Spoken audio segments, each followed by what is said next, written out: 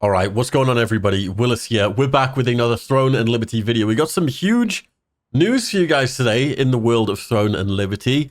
Something crazy has happened, and we're going to be going over it in this video. Before we do, I still want to announce we're doing the giveaways for the gold editions of the game. Simply like the video, leave a comment, and make sure to subscribe to enter the giveaway. As well, don't forget to come and join my Discord, as we do have a Throne and Liberty section. Now, anyway, on to the big news. So what has actually happened is, I was reading up on this, they've actually disabled transfers on EU and I think NA, they're going to.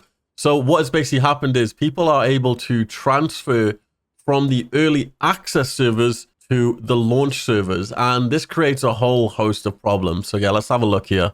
So yeah, it looks like they've fully disabled all transfers. So if you're actually trying to transfer to your friend server, they have disabled it. They really haven't mentioned much about it. All I know is that transfers sort of just went down last night. They could be up by the time I upload the video, but I'm not sure. But yeah, as you can see in this screenshot, this is a screenshot from one of the launch servers, and it basically shows the real-time rankings of, I guess, level achieved date and stuff like that. And it actually shows a date before the game went live. So people were actually able to transfer from the early access servers to the main servers. And you're probably thinking, well, this isn't really a big deal. I guess there's just a few early access people. Yeah, this is definitely going to be a big problem. One, because they're going to be bringing over items from the early access servers, which the main servers don't even have yet. And they're actually able to sell these items on the auction house. So if a bunch of early access people came across, they could essentially sell items which the main server people don't have access to. And if you're not aware of how this works, the game has a milestone system where it's a gradual sort of rollout of content. So we've basically unlocked stuff like the Silas Abyss, 5th and 6th floor, but your server could probably still be on, I don't know, like the Age of Chaos. It depends, obviously, if you're on an early access server. Most early access servers will be on the 4th, moving into the 5th milestone. And this gives you a bunch of content that's unlocked, mainly like world bosses and stuff like that. So this is going to cause some major issues. It looks like Amazon have just basically closed server transfers down. I doubt they want to bring any attention to this, but this is what is happening. And yeah, I just want you guys to be aware of this. Whether or not they're going to revert the people back to the original servers, I do not know yet, but yeah, it'd be kind of weird if they just let them stay with all the, I guess, early access items. But yeah, other than that, one of the, I guess, Korean developers, I think what has happened is he actually showed off this little video here, and it actually shows a player riding another player. Now, I want to make this very clear. This isn't mounts. He described it as, I guess, a boarding, I guess, player test, but it was stopped because there was problems with combat targeting, etc.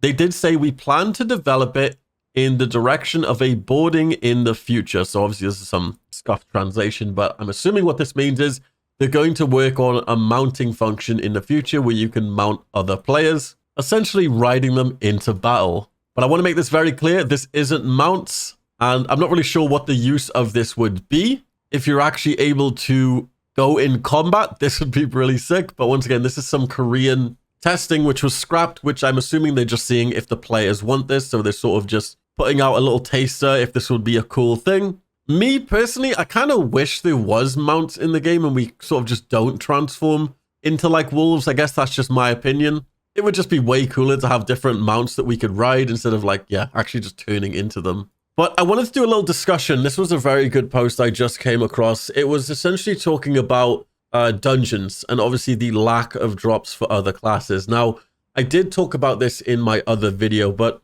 long story short, too long didn't read. Obviously, there's dungeons in the game, right? Now, there are dungeons which aren't really good drops for certain classes. Let's say there's some dungeons which don't drop, I guess, any healer weapons or healer items. So you find that when you're matchmaking for these dungeons, you'll never find a healer or you'll never find a tank. Simply from the fact is they don't need anything in the dungeon. So what's the point of them running the dungeon? And this is something obviously Amazon needs to address. Obviously the queue times for the Temple of Slaughter. There's no epics for healers. There's no tank gear. So guess what? Nobody runs the Temple of Slaughter. And the queue times are just crazy. Probably one of the longest in the game. And what's even more annoying, it does have a really annoying mechanic in the Temple of Slaughter where you do need to do some, obviously, parkour. So obviously there is a pity system built into the game if you guys don't know. As you run dungeons, you'll get these dungeon-specific rewards called the Dimensional Soul Shard Dungeon. You get 4 per run. Now, as you can see, you need them for this item called the Dimensional Essence Salvation. To make these, you need 10 for each dungeon. Now, what they're obviously used for is making any epic piece of gear from a dungeon you want, but you need 2 of them. Yes, you need 2 of them. So because you obviously get 4 per dungeon, you'll need 10 per salvage essence. So obviously you need 5 dungeon runs per dungeon, and there's 6 dungeons. So you need 10 days of dungeon dailies, which accumulates to 9,000 tokens. And he said, why don't people just do that? The problem is, if you're after multiple drops from one dungeon, you're just better off farming that one dungeon. The odds of getting the weapon in the dungeon is obviously a 1 in 20. The odds of getting it from the pity is a 1 in 30. 30 runs total. Now, let's say you need like an armor piece or something like that. It's going to drop way quicker than the weapons. So suddenly, spamming the dungeon is actually worth it even more. By the time you've done like enough, like what, 9,000 tokens worth of farming the different dungeons, you could have just spent literally a quarter of that farming the one dungeon you need. So yeah, how do we fix this problem? And this is where I'm going to need your guys' help, because we need to implement this in the game. The queue system right now is so bad, it takes so long to find a group. So his proposal is to add a healer and tank item to each and every dungeon, while keeping the odds the same. Lower the total sum and divide it amongst the drops in the same way so that we aren't nerfing drop rates. 5% to get an item you want on a 3 per day limit is already pretty brutal, so there's no reason to nerf it more. We obviously don't want to dilute the pool, but we have no choice. Do you want to wait 50 minutes to find a healer, then another 10 minutes to run the dungeon, and God knows how long on the boss? The system is only one that works. This system is the only one that works, that keeps the most important roles, the tank and healer, running every dungeon depending on what they want for their builds. Yes, it might suck if you get a wand or a sword and shield instead of the crossbow you want as a DPS, but if the odds are the same, what's the loss? You still get to sell the item if it has a good trait. And maybe even lithograph the whole thing if it's really sought after, and make some good lucent with your very limited currency. I don't see any issue with giving each and every dungeon a piece of loot for every class. But for now, let's just get these tanks and healers more drops. And I don't know why it's not already like that. This will cut down the queue significantly for the dungeons that have 0 rewards for healers and tanks. There's also another solution that there is, obviously, to buff the dimensional soul shard conversion rate. Make it require 5 soul shards instead of 10. That would make it much more worth it to run a dungeon, even if you don't want the drops from that dungeon. So someone actually left a reply to this post and actually gave a really genius idea. A sort of priority queue for healers and tanks. It just randomly assigns you into any dungeon, but it gives you more essence if you do the priority queue. This is a great idea and a great alternative solution. He said, good write-up. If they don't reduce the amount needed to craft, my solution would be to add a random dungeon queue and have it award 2 of each of the tokens for using it. Maybe with a bonus in demand classes like tanks or healers. But yeah, just a too long didn't read. Queues are long because healers and tanks don't have specific drops for some dungeons. So just add healer and tank items to all dungeon rewards. I did say this a few days back to lower the queue times. Another solution is to buff the dimensional soul shard rate and require 5 instead of 10. 10 is just way too many. I don't know why it's 10.